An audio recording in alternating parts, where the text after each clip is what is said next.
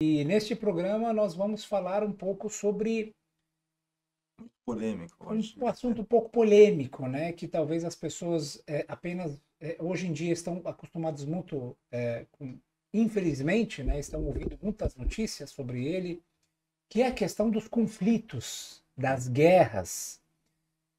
Como é que funciona essa questão na religião islâmica, nas jurisprudências islâmicas, especialmente a nossa figura que representa, a principal figura que representa a doutrina islâmica, que é o selo dos profetas, o profeta Muhammad, que a paz e a bênção de Deus esteja com ele. Como é que ele tratou esta questão e como é que, eu sei que no Alcorão existe o versículo 279 da Surata Al-Baqarah, onde Deus diz de uma forma explícita: não sejam injustos e não aceitem que sejam injustiçados, que oprimem vocês. Não aceitam a opressão. Não aceitem a opressão, exatamente. Então, como é que o muçulmano pode conciliar entre essas duas questões? Não praticar a injustiça e, ao mesmo tempo, se defender, não ser injustiçado. Por favor, Sheikh. Isso é muito profundo, Nasser. Uma vez, não sei, é um dos programas de podcast, eu expliquei que nós temos uma versão da religião islâmica, uma versão teórica do Islã, que se encontra no Alcorão, nas palavras do profeta e as referências que nós temos nesta religião, que tem muita coisa aqui, né? Muita coisa. Mas nós temos uma versão vivida, uma versão em prática, que seria a tradição do profeta, a biografia do profeta, a vida do profeta. Quando nós estudamos a vida do profeta, a história do Islã, que está bem vinculado com a biografia do profeta, nós temos umas certas regras, umas certas condições, né, sobre a guerra, onde esclarece para nós como funciona a guerra, como o Senhor falou, né? Por exemplo, durante toda a história islâmica, isso talvez deve ser muito interessante para aqueles que estão nos assistindo. Durante toda a história islâmica, nunca profeta, né, começou uma guerra. Nunca ele iniciou uma guerra. E isso é uma coisa, uma coisa que é muito controversa. É uma regra. A primeira condição. O muçulmano não pode começar. Nunca começar uma regra. Nunca começar uma guerra. Mas caso receber algumas notícias de ameaça, sabe, de cercar, um monte de coisas acontecem na guerra, especialmente antes da guerra, onde outro exército está se preparando, sabe, comprando equipamentos militares, um monte de coisas, né?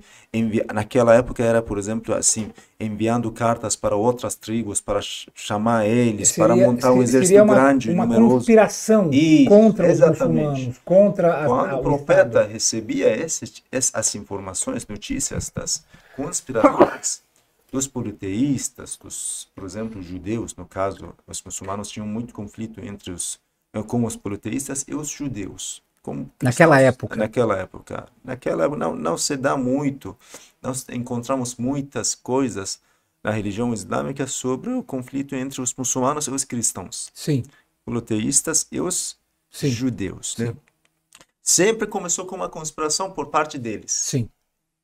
Eles começaram, ameaçaram.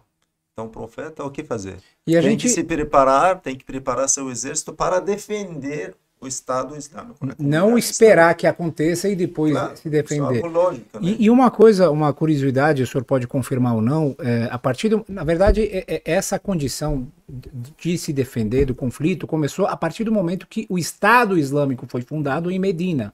Isso. Após a imigração do profeta de Meca para Medina, o primeiro passo que o profeta tomou, a primeira atitude que o profeta tomou é um acordo de paz. Chama Dustur al-Madina. Exatamente, um acordo de paz com todas as categorias sociais e religiosas diferentes da cidade, cristãos, judeus, todo mundo. Quais eram essas condições para que eles possam viver em paz? Uma delas eu acho que era... Eles receberam a liberdade total, a liberdade religiosa deles, por exemplo, no início e até o fim também. O profeta nunca, por exemplo, mandou os muçulmanos, nunca fez uma conspiração escondida. Muçulmanos, naquele dia, naquele momento, vão destruir sinagoga deles, não sei, templo deles. Nunca aconteceu Sempre isso. a questão do respeito Isso. era predominante. Olha, esse acordo, quando chama o mais destacado entre eles, o chefe deles, a liderança deles, para fazer um acordo. Tem Várias condições. Tem muitas condições, mas a condição mais destacada nesses acordos que nos encontramos na referência islâmica seria, em primeiro lugar, a liberdade religiosa deles, em troca de não ajudar os inimigos do Estado. Não conspirar contra o Estado. Imagina, você está aqui no Brasil, vamos supor, né? A gente não... É uma coisa de uma forma... Vamos supor, é uma suponha, né? Uma suposição. Suposição, desculpa, uma suposição. Vamos supor, vamos imaginar que aqui no Brasil tem um movimento separatista. Tem um movimento. Tem um grupo que está contra a soberania do país. Tem contato com frentes... Sim. Com aqueles que não querem a soberania do Brasil. E o Brasil quer pacificar esse assunto. Vai fazer um acordo, olha, vocês podem viver aqui no Brasil pacificamente, sem nenhum problema, mas se a gente receber uma notícia que vocês têm um contato... Tem ligações né, algum tipo de planos isso, contra o Estado... Isso já é. A mesma coisa aconteceu no Islã. Nos primeiros anos, depois da migração do profeta de Meca para Medina, os muçulmanos por alguns anos viveram pacificamente, sem nenhum problema, uma convivência pacífica, sem especial, podemos dizer que nunca aconteceu nada, mas começou essas conspirações.